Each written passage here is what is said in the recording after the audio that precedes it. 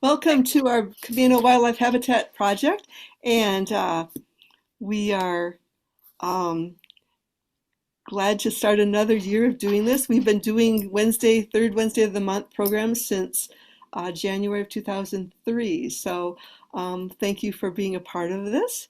And we just want to let you know a little bit about backyard wildlife habitats and how we became a community wildlife habitat. And I haven't done this for a while, you can tell. So Camino is a community wildlife habitat, and our goal is to create an island in harmony with nature, 1 yard at a time. And so we're doing this because we have lost a lot of habitat. And so there are certain laws and permits and regulations that allow development. And so we're losing habitat, quite a lot of it. So this is our action step. So if we have a lot of backyards providing food, water, shelter, and places to raise young, we can kind of fill in some of the corridors that we've lost. So the idea is if we get a lot of people maybe doing things in the backyards can connect, and we can return some corridors and connect our yards to the wonderful parks on the island. And so a wildlife habitat doesn't take a lot of work, and it doesn't have to be done all at once. So you can see when I moved to the island in November of 1994, we had a yard and a tree, and our yard was grass, I should say, and a tree. So it's park-like, and park-like is a pretty sterile environment. So then we started to make it a backyard wildlife habitat. And in 2007, our yard is the one on the left, on the bottom left, and you can see that we did the left side, which is the south side of our yard, and then we moved over to the north side. And so it wasn't done all at once. We did it in stages, but now we have wonderful layering. We have the ground cover, and then we have shrubs, and then we have understory trees and the tall trees. And so it's just a lovely place to be, especially on a hot summer day when the neighbors have their grass and their park-like trees that's sitting there, and it's very dry and hot. And I go up into the yard and it's cool, and there's lots of hidey holes for the critters. So it's not only nice for the wildlife, it's also nice for us, and it's good for protecting our water resource as well. So the four main needs of a backyard wildlife habitat are food, water, shelter, and the places to raise young. And the food, the shelter, and the places to raise young are pretty much all done with the same plants. And even some of the water, like nurse logs, that provide water for the insects. I once saw a little frog on a big leaf during one of our garden tours. So the little bitty frog was in the center of where the leaf came together, where it connected to the stem, and there was little pool there for the frog. So there's lots of ways to provide water, but that seems to be the most difficult. It can be as simple as a little tray with some rocks in it because you don't want steep edges, and it's in like the bottom tray of a pot, and that suffices for a water source. So besides providing the food, water, shelter, and places to raise young, there's other things to think about. So, and especially living on an island. So the reducing lawn helps our water resource, it helps the wildlife. Natives helps our water resource and helps the wildlife. And that goes along with water conservation. Because once you have the plants planted, the natives, they kind of just are doing their thing and they don't require much for water. And it also is a good way to stop using the chemicals because when you have a native plants, they're used to the environment, and you don't have a monoculture, so they kind of feed off each other and protect each other or whatnot.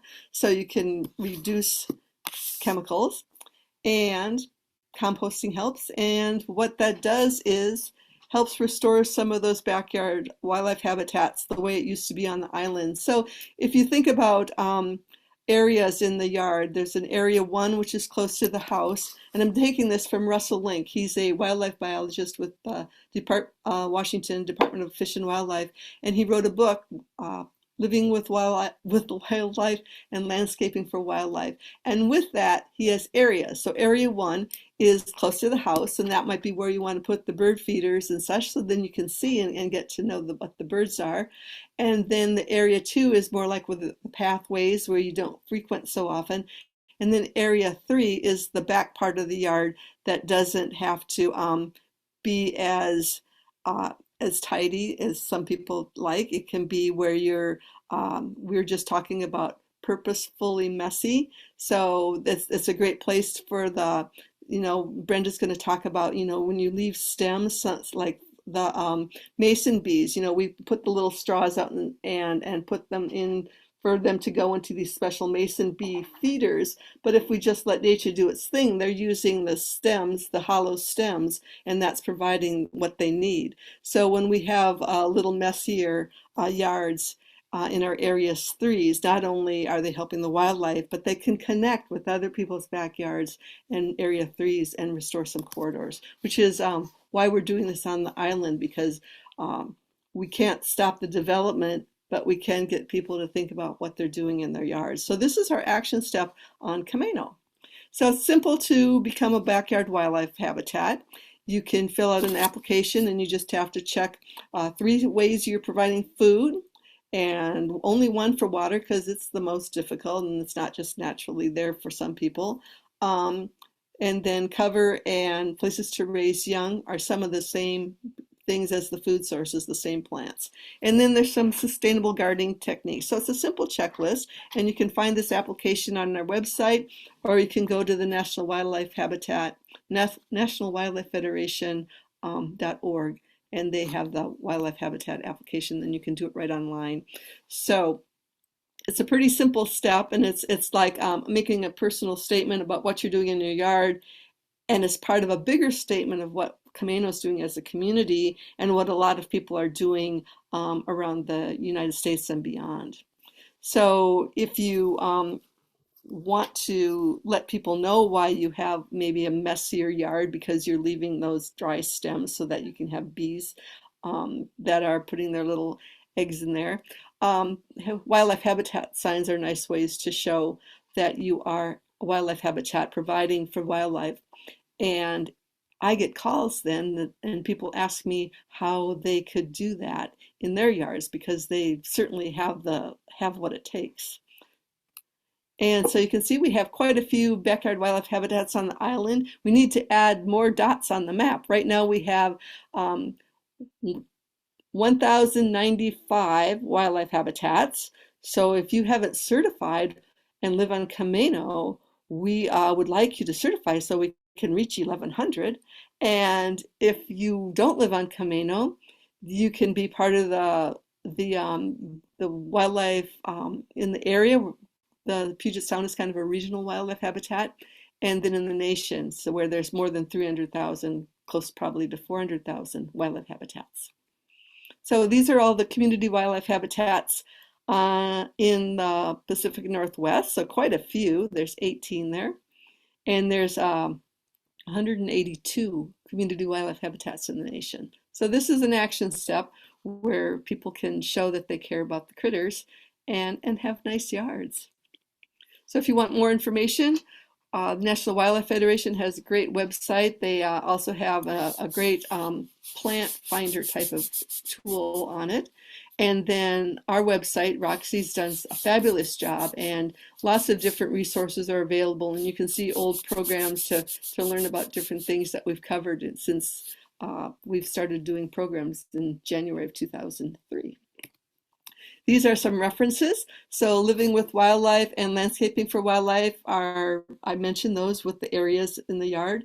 Russell Link is the author, and these books focus on the Pacific Northwest. And then the National Wildlife Federation has the Attracting Birds, Butterflies, and Other Backyard Wildlife. And there's another book that I should need to add to my references. It's called Nature's Best Hope. It's by Douglas Tallamy, and it's all about what we're doing with our backyard wildlife habitats. He says that what we need is a homegrown national park, and so it's where we're all doing backyard wildlife habitats.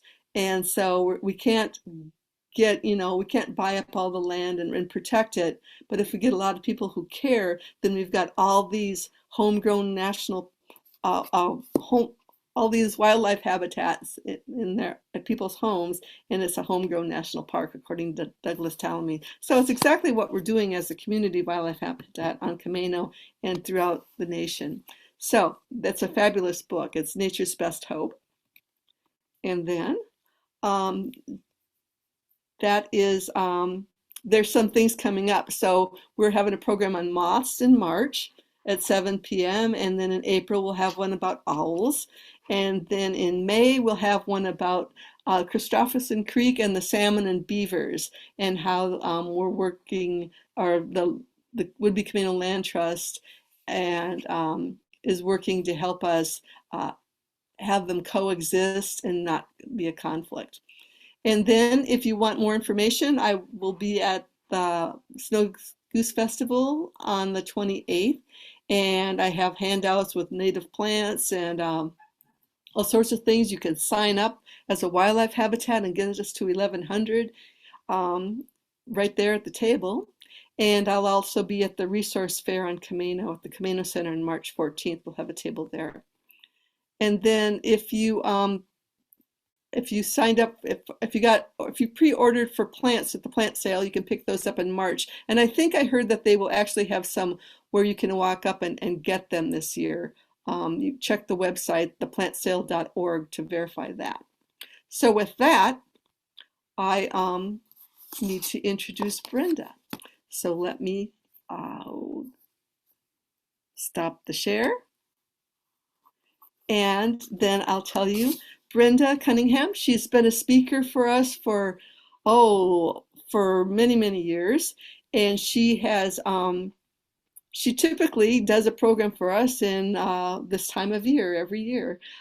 So it varies whether it's February, March, or April, but one of those 3 months. And we're very thankful. Brenda, thank you so much. And a little bit about her. She's a biologist and an artist. She's worked for the National Park Service, the Washington Department of Fish and Wildlife. She's retired as the Stewardship Director of the Skagit Land Trust. And she manages right now, and it's a lot of work, I imagine, the Washington Native Plant Society's display garden up in Mount Vernon, the Salal Display Garden.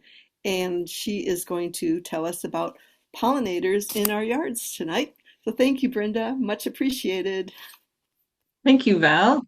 Well, before I start sharing my screen, I just wanted to make a comment about the water that you said is kind of difficult for you guys to provide for making your backyard certification. And um, over a year ago, I think it was probably about 2 years ago, I converted a small pond we have in our yard in Mount Vernon. We were having trouble with it leaking and not holding water. And so I converted it to a pitless waterfall system. Just did it myself. You can look it up online and look at YouTubes on how to do it. And I think you could do it at a very small scale. I mean, as small as a 5-gallon bucket kind of scale. And I'm so pleased. I have never had to add water to it. So I think there's just a lot less evaporation because it's basically not got a open pool of water, but yet there's a waterfall, and I have it dripping into or pooling into a concrete leaf, like a rhubarb leaf kind of thing. And so there's places for the birds to bathe and to drink from and so on, but there's not a big open pool that will evaporate water and accumulate junk that I have to clean out. And so Cool. anyway, so I'm very pleased with it. And it's been a low evaporation version. And I just was very surprised that I have not had to add water to it. So Very that's cool. just put in a plug for that. Um, I will share my screen now. Let's see. I think I got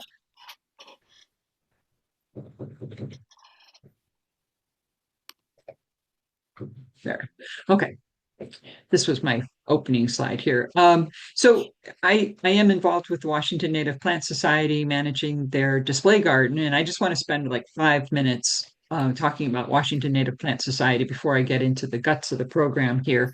Um, if you're not aware already, it's a statewide organization with 12 chapters throughout the state. So it's one of those things where if you were to join, you join the statewide organization and you affiliate with the chapter usually it's the chapter covering the area that you live in, which for us would be the Salal chapter. So Salal, I can't explain why it was called that. You can see each of the chapters has decided on their own how to call themselves, but we cover the counties of Skagit, Island, and northern Snohomish County. People in, say, south of Everett or so tend to join or participate in things in central Puget Sound. But you can participate in programs in any of the chapters. When you affiliate, you end up getting usually a newsletter and information about activities that are happening with that particular chapter. Um, we have a great website, simple to get to, wnps.org. There are a lot of these drop down menus that have tons of information and resources for people. Of course, you don't have to be a member to use that these resources, and I encourage you to do that. Our mission is to promote the appreciation and conservation of native plants in Washington. So we're just happy to fulfill that mission, even if you aren't a member. An example of other things on the website, we've got one of these drop down tabs. I think it was under plants. It came up with gardening. So you can see there's a lot of these are all hot links. There's resources on here about gardening with native plants that will take you to other websites as well as deeper into our own website. Another resource that I find kind of fun, this is about the appreciation of native plants, is this interactive map that has plant lists on it. So you can click on a county and see where people have written up lists of what plants are found where. They're generally public lands that you could go for a walk on. They're usually oriented around places that people would go for a day hike. You can use it to this web page to search by plant species. So if you're like, oh, I've always wanted to see the brown poppy or um, peony, brown peony, you could look that up and it would give you locations where it's seen on various trails. And so you can search by plant species or click on the map and look at locations of places you might want to visit and see what sorts of plants you might see and get ideas for visiting those areas. Also, as a member, people receive the quarterly newsletter called Douglasia, and it's a pretty serious journal, but it's full of information appealing, I think, to people of all levels of botany interest. There'll be technical articles in here about taxonomy, but there'll also be articles about trails that people went hiking on, reports from field trips. Um, there'll also be information about conservation issues throughout the state. So it's really a well-rounded journal with information for everybody, no matter what level you're interested in. You can skip over the nerdy taxonomy stuff and enjoy the information about hiking trails and such too. And much of what Native Plant Society does is try to get people together who are interested in plants. So we have programs like Study Weekend, which is a 3-day event. It occurs almost every year, every other year, somewhere rotating around the state. So it's kind of a fun event. Maybe 250 to 300 people will attend. There'll be programs in the evening and concurrent walks and talks during the day. We also plan garden tours and plant walks here around Skagit, Snohomish, and Island County. So people are welcome to join us on the plant walks. Again, you don't have to be a member. But to find out about the walks, if you're not a member, you do have to kind of keep track of what's going on our website where we advertise them. If you are a member, you'll get email reminders about these events. So that's all I wanted to say about Native Plant Society. There's lots of information on the website. If you're interested in learning more, feel free to email me, or on the website you'll find the email address for our chapter chair or even the business manager down at the Seattle office. We're all happy to help you. I don't want to pound that into the ground too much. But we're here for tonight to talk about native plants for pollinators. And I assume everybody's interested in pollinators because they're aware of the importance for our food security, but also keeping plants pollinated is going to help plants reproduce, obviously, and it's all kind of part of the the food web and the ecosystem that we have to keep all the parts going, and pollinators play a really big role in that. Now, there's lots of different pollinators. There's not just bumblebees. We also have flies, beetles, birds like hummingbirds. Other birds do pollinate as well. Even small mammals will play a role in pollinating. But tonight I'm going to focus on bumblebees and butterflies and what we can do to support those two groups of pollinators. And by supporting those two groups, inevitably you'll be supporting a lot of pollinators. I mean, there's bees in particular range from the big bumblebees to very, very tiny little bees that are just as important for pollinating. But um, one thing that's important to understand about bumblebees is their life cycle. And this little graphic shows us, let's start at the winter where my cursor there. So this is a queen who's mating with a male right there, and she's about to go into hibernation. And so this is hard to believe, but only in bumblebees, it's only the queen that goes through the winter. Everybody else dies at the end of the year. And the queen will burrow underneath leaves or into some sort of cavity or warm place, sheltered place to be in kind of a hibernation state through the winter.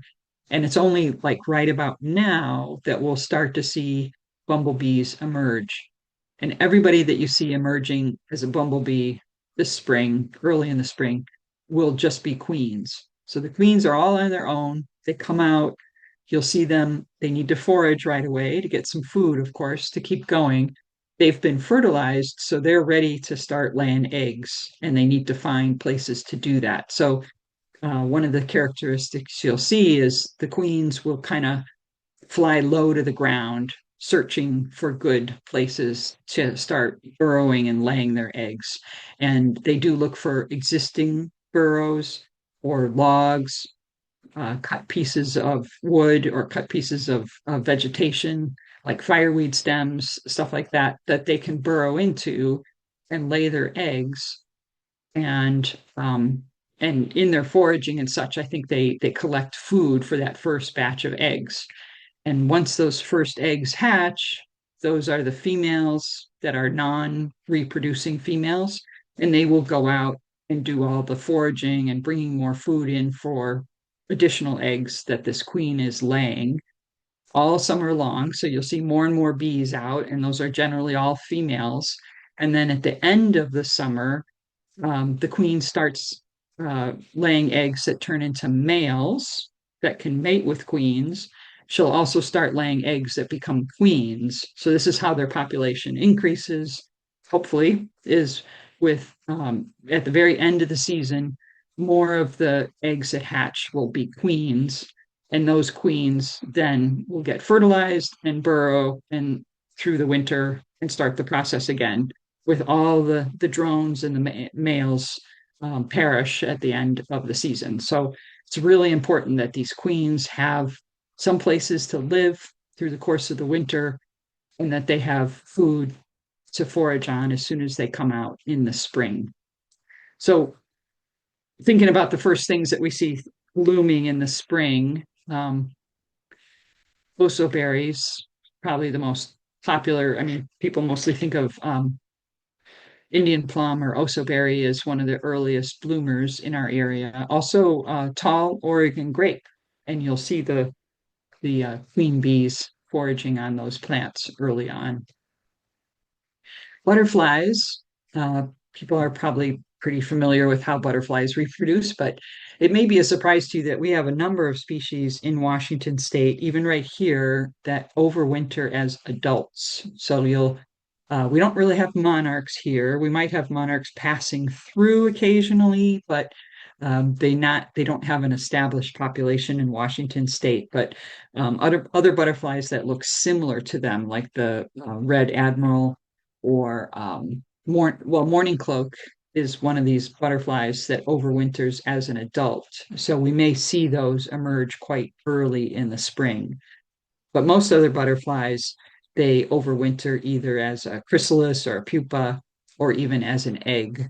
So the adult butterfly lays the eggs on a very specific plant. There's usually a limited number of species of native plants that butterflies will lay their eggs on because their caterpillars have co-evolved with these particular species of native plants. And so their egg hatches, the caterpillar eats that plant, goes through several more metamorphoses to a pupal stage, and then emerges eventually as an adult butterfly. And some of those butterflies will live for another year, and but many of them will die at the end of the season. So one of the program tonight, I'll probably mostly just cover these five tenets that are recommended by the Xerxes Society for promoting pollinators in your garden. The Xerxes Society is entirely dedicated to the promotion of invertebrate life on our planet. So they've just got a ton of information on their website about native plants and about the insects that depend on those native plants. And these five things are their highest recommendations for protecting pollinators. And the first one is to plant native species. And some people will wonder, does it really matter? You know, as long as I have plants.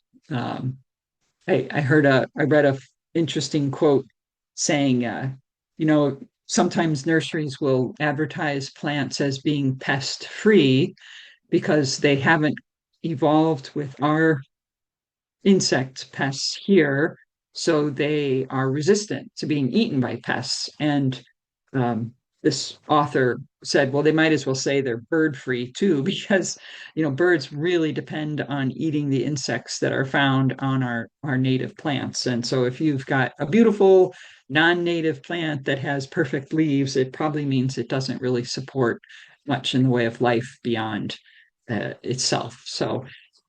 Um, so there's lots of important reasons to choose native plants having to do with protecting our ecosystem, the birds, the other wildlife that depends on those plants, other native plants that interact with them.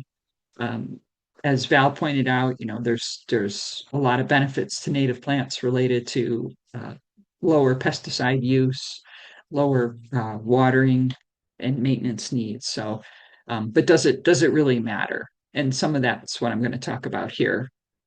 Um, a lot of insects do eat plants, and 90% of the species of insects that eat plants can only eat the native plants with which they co-evolved. So some are very reliant on them, like the butterflies will only lay their eggs on native plants that they've evolved alongside. Now, this red admiral is a beautiful butterfly. It's quite common around here, and it only lays its eggs on Urtica species. And if you don't know what urtica is, so its common name is stinging nettle. So some people really hate to see stinging nettle in the forest, but it is such an important plant, not just for this butterfly, but for a number of species of butterfly. Their caterpillars depend highly on stinging nettle.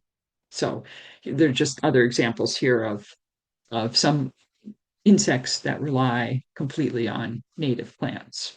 And they provide fertilizing, pollinating also to those plants. And this was a graphic I just found today as I was rooting around in the Oregon State University site. I put Roxy will share with you a list of resources, and one of them is for Oregon State University, has just a really wonderful list of resources about native plants. I thought this was very interesting. In a 3-year period, they looked at numbers of species, not just numbers of insects, but numbers of bee species that were used by this suite of different plants. And they've thrown in a non-native common garden plant, lavender, right there in the middle. because a lot of people will say, "Oh, I have bees all over my lavender plants. Aren't they wonderful? They're just as good as the native plants. I don't need to have those, very aggressive asters in my yard." Well, it turns out that the lavender plant, at least in this study, over 3 years of time, they only saw 8 species, and by far most of them were the non-native honeybee. So yes, the lavender could be very important for honeybees. And if you have honeybees in your yard, I mean, I depend on honeybees to fertilize my fruit trees. Just thankful some of my neighbors have honeybees. But look at the Douglas aster. I mean, that's not a plant that everybody can have in their yard because it is quite tall and vigorous, shall we say. But 74 different species of bees on that one type of plant. And even yarrow, Canada goldenrod, the checker mallow. There are a number of species of checker mallow that we have here. This is from Oregon. We've got a slightly different one here, but very impressive with the number of bee species that they will support. Something called pollinator syndrome.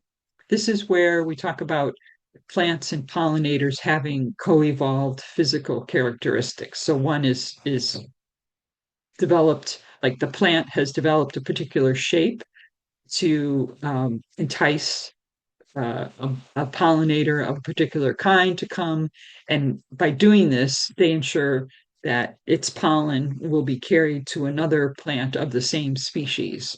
So there's not much interest in just being a general attracting all pollinators and have them go to every different kind of flower in the area because it would be a waste of their pollen. It's best if they can ensure that pollinator is coming to them and then is going to a flower of the same species. And our bumblebees are famous for this. So uh, they have high fidelity for uh, species of flowers. And I've seen this out in the Cascades when I've been hiking. I had a chance to sit and watch a field of 3 or 4 different species of flowers, and I could watch individual bees actually, visit one um, uh, Western paintbrush and then fly out of that paintbrush and bypass some asters and yarrow and go to another paintbrush.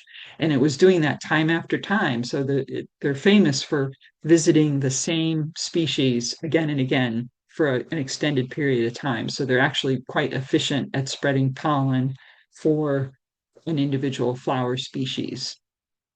And then the converse is also true in that the bees benefit by doing this because they have reliable sources then of nectar and pollen. So if they know that this particular plant is rich with nectar and pollen right now, of course, it's going to keep visiting that same species of plant. And so they have this mutualistic relationship where they're both benefiting.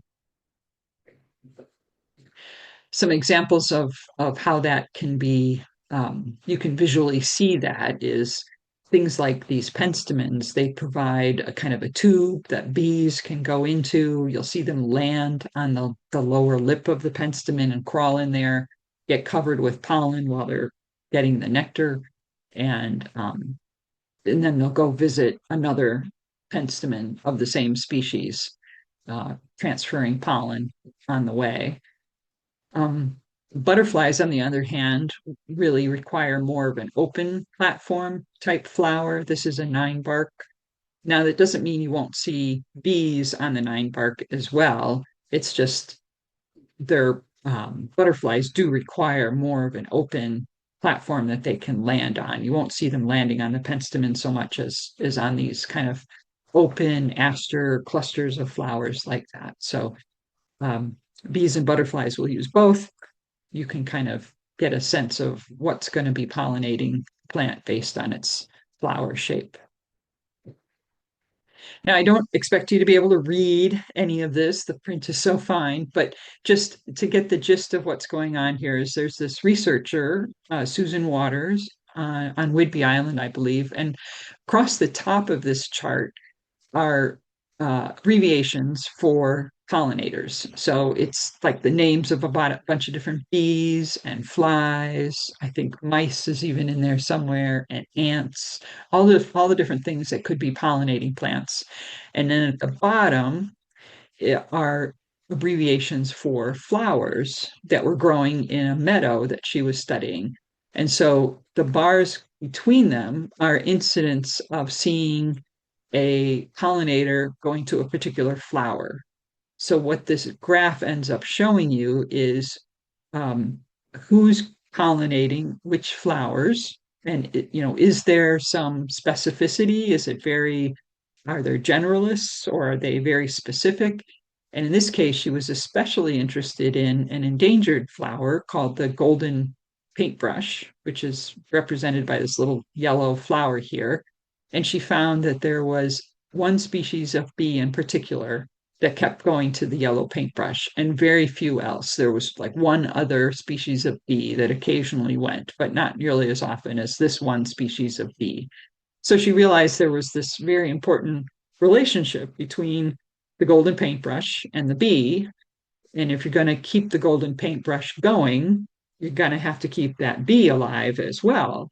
So she looked at the graph in another way, which is to say, well, where else did that bee go to get food other months of the year when the golden paintbrush wasn't blooming? And she found that it went frequently to a very common plant called the self heal, so a prunella. And this was just in way of learning that, oh, it's just as important probably to make sure that we have prunella in places where we have golden paintbrush so that we have bees that are being fed when the paintbrush isn't blooming. They'll need nutrition to get them through the year to be available to do the pollinating on the golden paintbrush.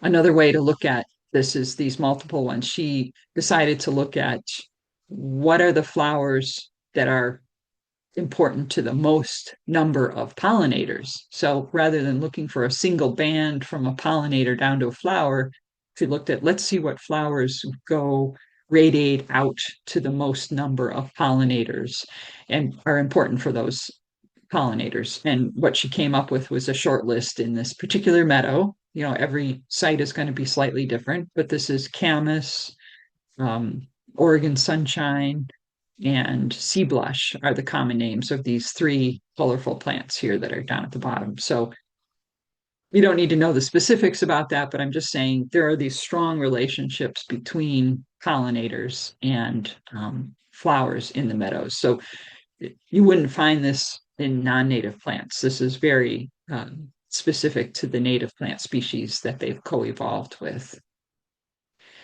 So those are reasons to plant native plants. Also, sometimes it's best to plant in large clusters. So if you think about a fruit tree in another month, we'll have these fantastic displays of thousands of flowers in a single area in an apple tree or a pear tree. So the same thing for native plants. It's really important to have clusters, large clusters of the same species of plant for the bees to feed on because they are trying to feed on the same plant species for hours at a time. So it's best if you can plant these large swaths rather than scattershot around the yard. And I found this difficult at first. To me, it does take some discipline because you may buy 3 examples of a particular species and feel like, well, I don't know if it's going to survive in every place where I put it. So you may, be testing different areas. But once you know a plant is in a good spot, it's best to try to propagate a large area of that plant rather than having a lot of little tiny examples of plants scattered throughout the yard. It's just a general good rule. It's a little bit easier on the eyes too. Um, we should also look for plants that flower throughout the whole season, so that will maximize the amount of time that the bees and the butterflies have food available. There are lots of resources to look at for that. Around here, we have things that are starting to bloom already. Roxy mentioned she had some red flowering currant blooming. We've probably all got osoberry blooming. A number of things are already starting to pop. Salmonberry and such will be shortly. We also have catkins. Now, alder and hazelnut are trees that reproduce with very small flowers and then male catkins. And hazelnuts, or the native filbert, are blooming right now. And although they don't rely on pollinators for, I mean, they don't rely on insects for pollinating. They are wind pollinated plants. It turns out that the catkins themselves do produce pollen and are important food for the bees. So these very early bloomers are important as well for the bees, even though they're not dependent on for pollination. One of the resources to look at, I put a link in the resource paper that you'll get, is to the Xerxes paper about pollinators and beneficial insects in the maritime Northwest. And the first page looks like this, and the second page is a graph or a chart showing you listing plants and then what months they bloom. And I would recommend, that's a place to start to look at, well, what's blooming in March or April, and try to get some of those plants in, and then also look for ones that are middle of the season as well as end of the season. So don't focus on just getting all your spring flowers and how beautiful it looks in the spring, but try to have flowers that are producing flowers for the bees throughout the summer. A couple other sources for many of them have kind of the same information, but they're from slightly different starting lists. So it's always good to check a few different places. This Oregon State University has a native plant gardening chart that is also broken down into early and late season. And then it surprised me, but WashDOT, actually, our Department of Transportation, has some resources about native plants because they are doing some studies at rest areas, but they're also looking at what they're doing on the roadsides. And so they've published a chart that shows you the blooming periods, March through October, for a number of native plants. And that's available on their website. Again, I put the link to that in the resource list. Many of them are the same. Again, Indian plum or osoberry is blooming right now. Tall Oregon grape is getting very close. Um, and some of these other species will be blooming shortly. Leaving stems on the plants.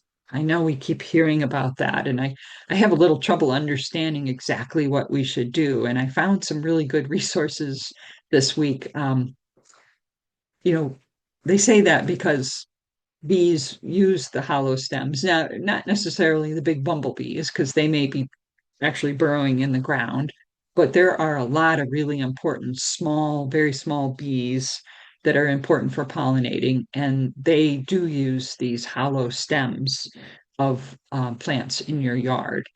And the timing of what you can do when, or when is the best time to cut these stems, is getting a little clearer in my head. It's taken a while. The basic idea, again from the Xerxes, they have an initiative called Save the Stems. They recommend that in the winter you cut the flower heads off your stems, your flowers. That will create an opening at the top that is making the hollow stem accessible to the bees. They recommend that so as soon as the bees start coming out in the spring, they will start burrowing into those flower stems. So they actually don't recommend that you cut the stems off um, until, I was thinking it was kind of late summer or something, or late spring, that you could cut them off. But no, rather they would appreciate that you cut stems at different heights in the spring, leaving quite a bit of the stems up above the ground, and letting the bees burrow into those places that you've cut. And then in the summer, the new growth of the plant will hide those dry stems, and in the fall, you can once again start to cut off the seed heads. I'd wait until birds have a chance to eat most of the seeds. You can cut off the stems, the seed heads, and start over again. Last year's ground stems that you left through the summer will likely have broken off and start to deteriorate, become kind of leaf litter, adding mulch to the ground and organic material to your garden, which is great. I did put a link in the resource page for this North Carolina Master Gardeners study. I highly recommend watching it. It was very interesting. They had um, visitors bring them stems from their garden different months of the year, and they examine them for insects living in the stems. And they came up with their recommendations, which are very similar to the Xerxes Society ones based on that. It was the the best I've seen in the way of concrete example of why this was important and how well it worked. Now, one of the hard parts about this is your neighbors. I mean, it may be that you get used to seeing what traditionally looks like a messy yard. It's not a Scottish golf course. There's brown stems sticking up in the yard, and people may be grumbling a little bit about you doing that. I think we all need to get used to seeing that if we're going to protect our pollinators and insects in our habitat in our yard. But there are some things I think we can do to make it a little bit more palatable. Oh, I'm sorry, I forgot I put in this. This is again another illustration of the same concept. In the first year, you let things grow. At the end of the year, you cut off the seed heads and maybe at different heights, and you leave it. This is showing how, during that first year, but during that first winter, there are larvae growing, developing in those stems. The next summer, you let things grow up around it, and once again, cut off the seed heads at the end of the year, and at that point, they should be empty. Um, Again, an example of them using the hollow stems. I think we can do things like putting up kind of fun signs, maybe messages to our neighbors about what we're trying to do here and why, you're not just being lazy, that this is purposeful messiness. Um, Another thing to do would be to incorporate some garden art. I know that this picture has flowering plants in it still, but you get the sense that it would look good even with dry stems around it. So there are different forms of garden art. And right here in Western Washington, we have Stephanie Burgess. She makes these painted peace poles and has a studio up in Bellingham where you can purchase her poles. I think anything like that, you could even make some yourself, of course, that are bright and attractive. I had a friend of mine in Bellingham send me a picture of her pole, memorial pole, just today. And so this is very much what things look like right now. And I think between rocks and maybe save a few logs to put out in the yard, let things grow up over those logs and stuff, you can make a winter garden look quite attractive and purposeful. Um, and maybe a little judicious pruning here and there, but it doesn't have to be unsightly or ugly. And I think people can get used to it over time. And then lastly, in this list, provide ground nesting habitat. So a lot of our bumblebees do rely on ground nesting. They'll either burrow, make their own burrow, or use an existing burrow. They'll even use birdhouses. This is from my yard one year. These bumblebees set up household. The queen must have laid eggs in this old birdhouse, and it was just oozing with wax coming out of it. Um, They'll also look at the base of bunch grasses. I've seen them using areas underneath beach strawberry, hovering over that, and then diving down in there to find these little cavities that they can, protected area underneath low growing vegetation. So it's important to leave those places for them. Um, the urban bee lab at Berkeley will even say so much as to use leave leave as much as 50% of your garden bare. And I know it's been drilled into us that we don't leave bare dirt, that just promotes weed growth. um, Weed seeds land on that, and then we have a problem. But that's where hand weeding, it doesn't have to be 50% all in one spot. You can have little patches here and there. There's just a lot of other creatures that use this bare earth. Um, they ask you to avoid using too much mulch and certainly landscape fabric. I moved into a house about 5, 6 years ago that where landscape fabric had been used quite a lot in places between trees. And I'm just still, I'm always going to be digging it up. I mean, it just takes forever. And it's been underground for, soil developed on top of it, and then roots of the trees develop on top of the plastic. And that landscape fabric is probably 20 years old or older, and it's still coming up. And it's very frustrating. It really is not an effective control. It can be used, the best place to use it is under a path, but not in a place where you've got plants growing. So, bees face all kinds of challenges. They need places to hide. There are all kinds of predators going after them. Chemicals, of course, are impacting them. And then how much land that we've covered with pavement, concrete, sidewalks, driveways, all that, our houses themselves. Um, so, as much bare ground as you can leave between plants. Don't try to make everything into a fully covered, manicured area would be beneficial. And I'm as guilty of that. I tend to put beach strawberry out and have it cover everything that I'm not gardening. And I realize I should probably pull more of that up and let there be some bare earth for the bees in my yard.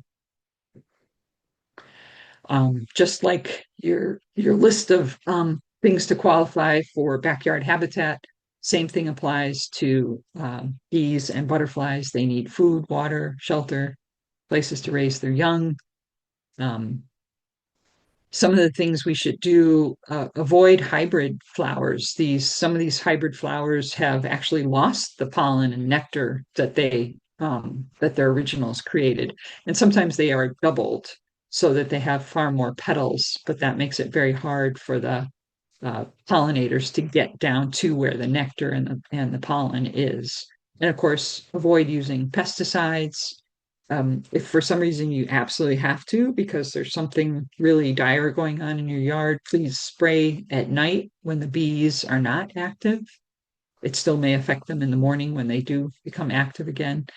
And then consider putting in some of these larval host plants in your yard, even though um, you may be concerned about putting fireweed or nettle in your yard. There are a large number of other host plants you could consider putting in your yard. Um, these are some resource ideas about providing water. I said talked about the pitless water tank waterfall idea. Also, you could do that for butterflies and bees. Just even having a drip irrigation line, purposely dripping a little bit. If you add wood ashes or sea salt to a bit of the soil, I think butterflies and bees will really appreciate that. Shelter. So it's great to leave leaves on the ground as opposed to heavy mulch. I mean, when I say heavy mulch, I mean that kind of bark or impenetrable stuff, but dead leaves, branches from trees. It's great if you can leave those for the bees. They will burrow into those, or you can even pre-drill some holes into them for like mason bees. We'll use those. I'll just go quickly through some examples of plants that are important for pollinators. Willows turn out to be an important larval species, larval host species for butterflies. So if you have room to put in a willow shrub of any of the native species of willows, it will be beneficial for butterflies. Bitter cherry is a great pollinator plant, lots of beautiful flowers on it. Bees love it, butterflies do too. And again, it's a good host plant for a lot of species of butterflies.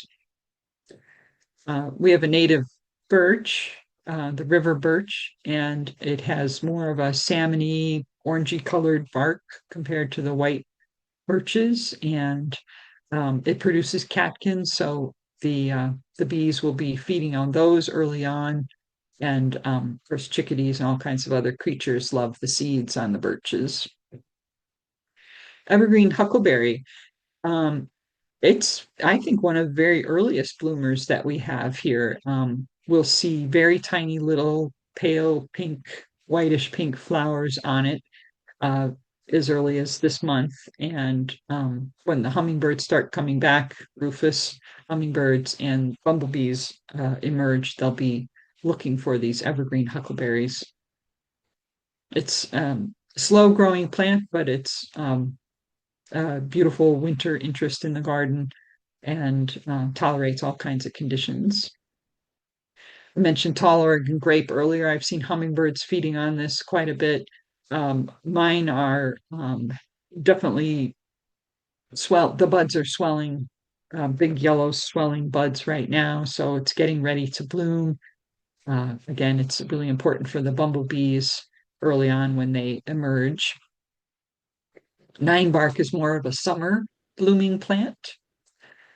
Um, I would avoid the varieties that have been developed with colored leaves. They're very attractive. They're these kind of bronze colored or even red colored leaves on nine barks. Those are cultivars. They're um, you can have them in your yard, but just acknowledge that because of that red color of the leaves, they're not going to be that attractive to caterpillars. It's an emphasis on um, chemicals that are pest resistant. So consequently, the caterpillars and such will not be feeding on those as much. So if you have one, it's not the end of the world. Don't rip it out, but try to avoid cultivars that have dark colored leaves. Salal is more of a summer blooming plant. Um, has edible fruit later, which is great too for the birds. Red elderberry, considered an earlier summer blooming plant, and bees will be all over this. So it's a great one. And also, it produces these long stems that are hollow. So if you can leave the dead wood on the elderberry over the winter, that can be a really good source for bee nesting. They're bigger than most of the other stems that we have. Ocean spray is a great late bloomer, and it's great for the bees during and the butterflies during the summer, and then when the seeds are left on the plant through the course of the winter, birds are feeding on those seeds all winter long. And then we have lots of perennial plants that die back during the winter, like goldenrod, lupin, the checker mallow, and such are really good all around hardworking plants for these pollinators. So one thing I like to do is late in the season, I guess based on what we were reading earlier, probably like midsummer, it'd be interesting to break off some of these stems of these plants and see what kinds of larvae we're seeing in them. And that can give you an idea just in your own research, like, oh, this plant, I never saw anything growing in it, but this other species, like checker mallow, oh gosh, there's a lot of plants, a lot of bugs growing in that. So you can say that's make your own conclusions about what's a good plant for your pollinators. And then where to buy native plants. The conservation districts, I think you have one of the really good ones in Snohomish County nearby for you guys. I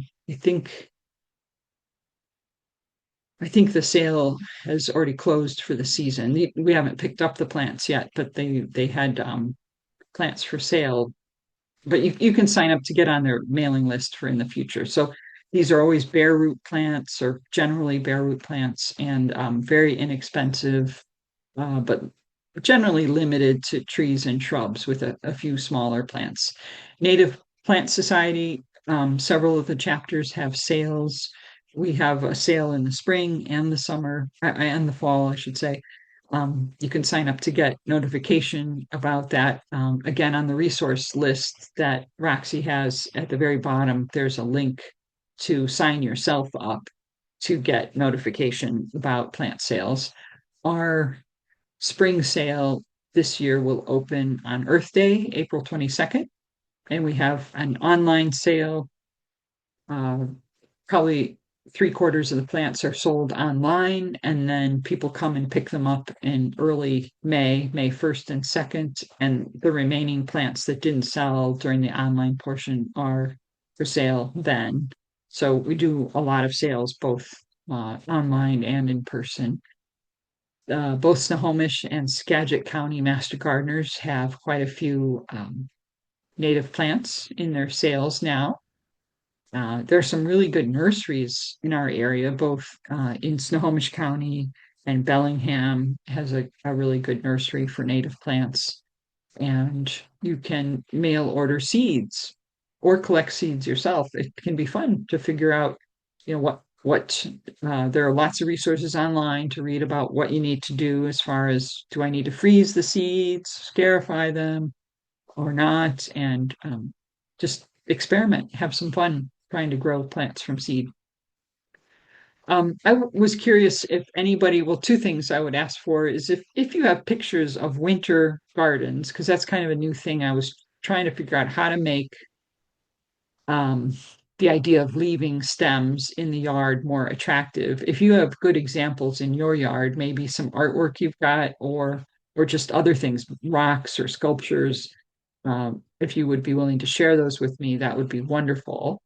But also, I wondered if people have experience with particular plants in their yard that they found are really attractive to pollinators, or if they wanted to share anything about that. I'd be happy if people could unmute themselves to ask or share with the rest of us if they have ideas.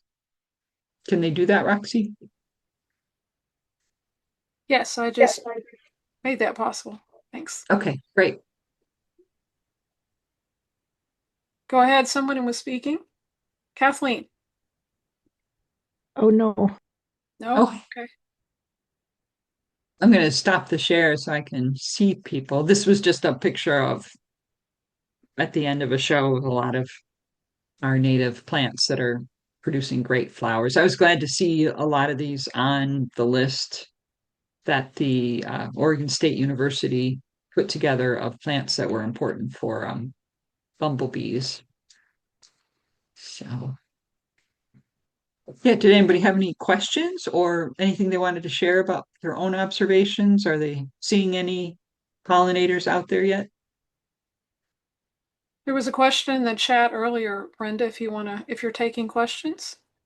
Yeah, Can you read it? Do you want Val to I'm read looking. it? It's a tall Oregon grape Yes. was just mentioned as an early nectar source for pollinators. Oh, have others experienced any dieback or decline in their tall? It's been a particularly tough year for mine. Hmm. Huh. That's been ID. I haven't seen that.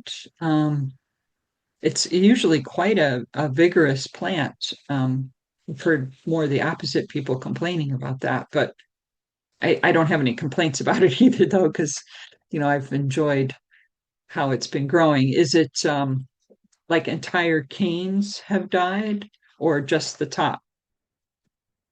And what is the habitat, Scott? I've seen some dieback of really old canes, but most of mine I'm kind of having the opposite problem. They're getting bigger and out of hand. Yeah, is Scott still on?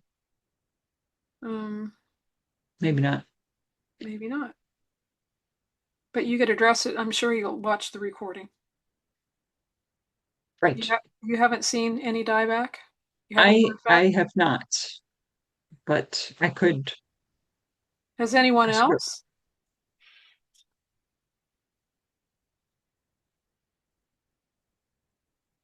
And put up the unmute again. Yeah. Okay.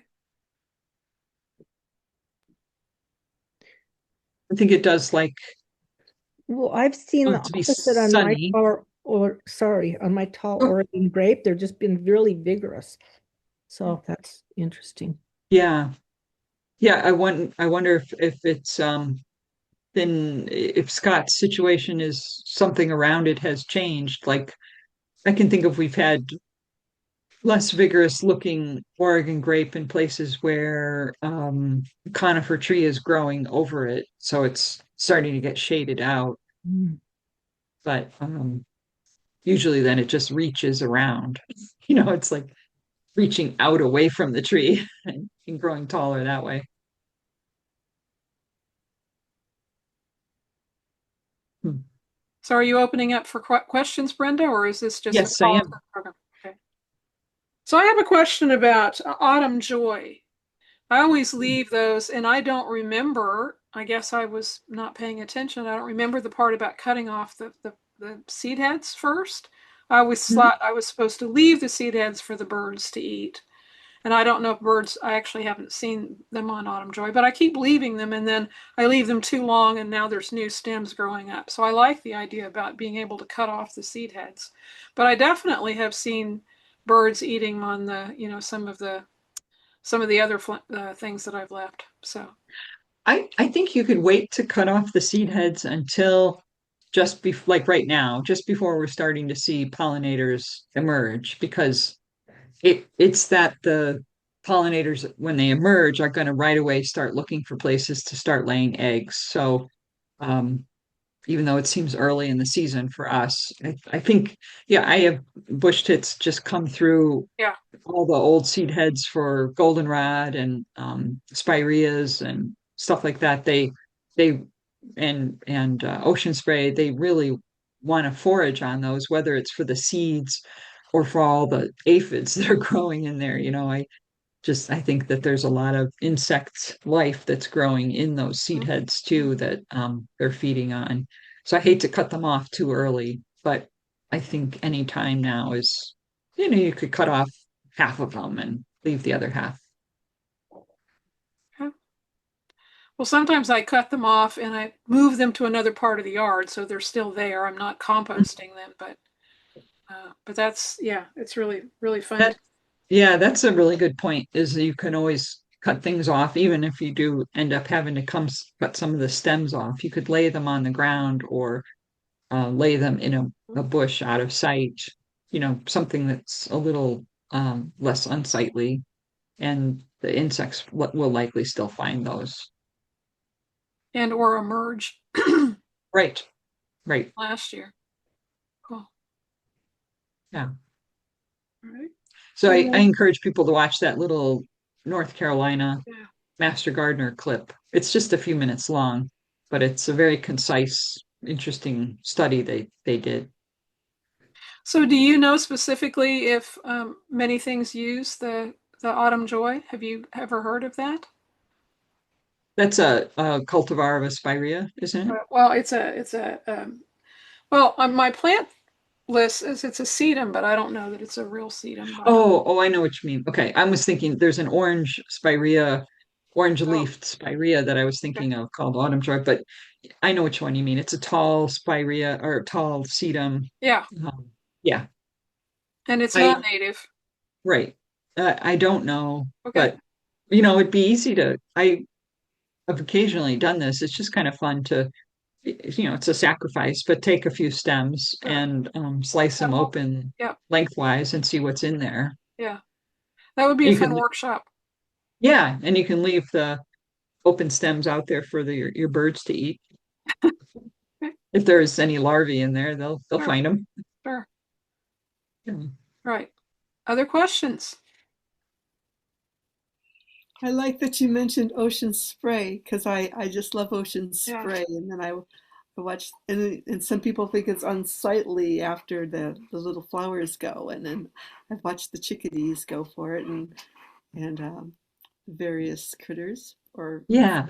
Yes, that small like it. birds really rely on those little seed heads. Yeah, yeah. Yeah. And I have to think that there are insects sheltering in there too. So, Yeah. but yeah, your picture was so gorgeous. It's like, how could anybody not think this is a beautiful plant? But Mhm. yeah, it doesn't stay that pretty all year long.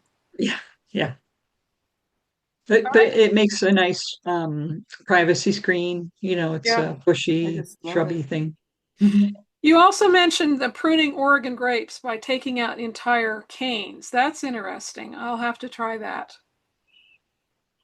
Yeah, yeah. You'll get new growth from the bottom. That's Yeah, very green and healthy looking. yeah, Our Oregon grape in the display garden tends to lose the leaves on the lower parts of the canes.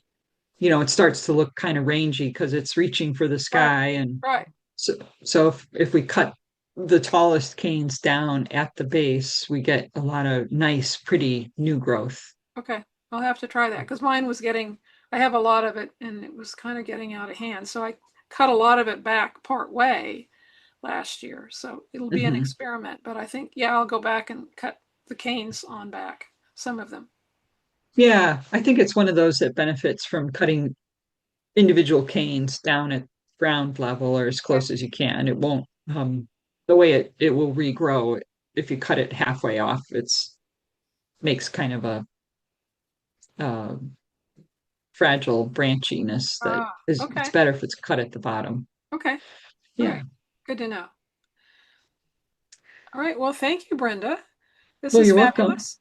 And people, I didn't put an email in, but they can reach you. Right. Salal Garden at WNPS.org. And you can share that with people. That's okay. Okay, I just put it in the chat. Thanks. Is that, did I spell that right? Scroll down and see. Yep, Okay, that's great. correct. All right.